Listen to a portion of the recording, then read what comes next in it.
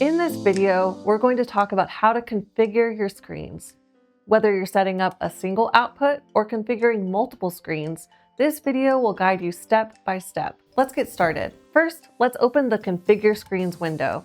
You can do this by going to Screens, Configure Screens in the menu bar, or pressing Command-Option-1 on a Mac or Control-Alt-1 on a PC. This window has three main sections: audience screens on the top left, stage screens on the bottom left, and the configure area on the right. Let's explain each of these sections and their purpose. In ProPresenter, screens are categorized into two types: audience and stage. Audience screens are the ones that face your audience. These typically display your slides and media, and stage screens are the ones that face those that are on stage.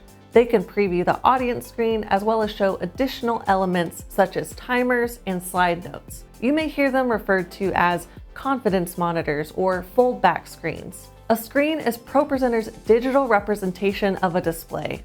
An output is the actual connection sending content to that display. When setting up a new screen, you can choose from four screen types.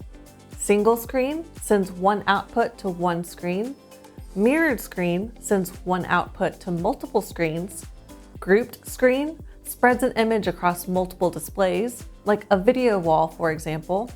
And edge blend screen, which uses multiple projectors to create a seamless ultra-wide display. Another screen type is alpha key, which uses two outputs to isolate parts of your screen by removing the background. We will cover that process in a dedicated tutorial. Now, there are multiple output types, including system, BlackMagic, NDI, Syphon, and virtual outputs called placeholders. Okay, let's walk through the process of configuring a screen. We'll start by adding a single system display under Audience. As you can see, ProPresenter launches with an audience screen already added. To assign it to a system display, click on the drop-down menu next to Output in the middle of the window. You should see your system monitors represented as boxes under the system heading. Not sure which output is which? Click the Identify button next to the display name or use the Identify switch on the bottom left. This overlays helpful info like screen name, resolution, and aspect ratio on each display. Then assign the display by selecting it. The same steps can be followed for any of the other types of displays as well. When you want to add another screen, click the plus sign next to Audience or Stage. If you have BlackMagic hardware, like a deck link connected, it should be the first option below your system display options. Next is NDI.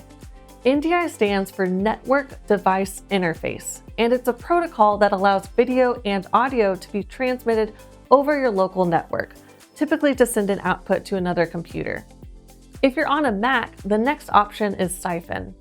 Syphon is similar to NDI in that it allows a computer to share a video stream, but in this case, it can only be done between applications on the same computer, not over the network like NDI. Lastly, there's placeholders. Placeholders can be used for a number of functions. You can set up a placeholder for your in-house screens on an off-site computer so you can make sure everything is formatted correctly.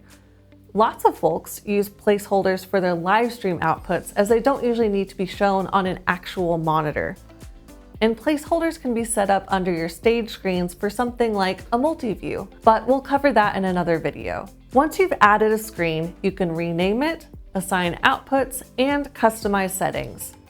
Click on a screen's name to edit it, or right-click to rename or delete it.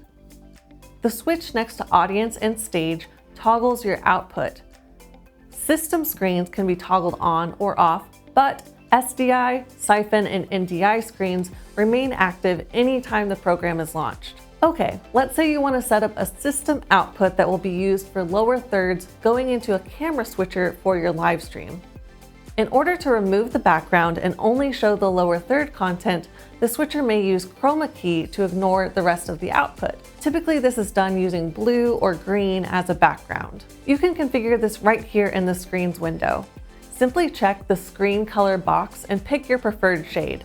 If your projector is slightly off-center, use corner pin to fine-tune your alignment. Adjusting the X and Y values moves the screen edges to correct distortions. Need color correction? The Color tab lets you tweak individual colors to compensate for projectors or displays with color shifts. And that's a wrap on configuring screens in ProPresenter. If you need any assistance, reach out to our amazing support team. Thanks for watching.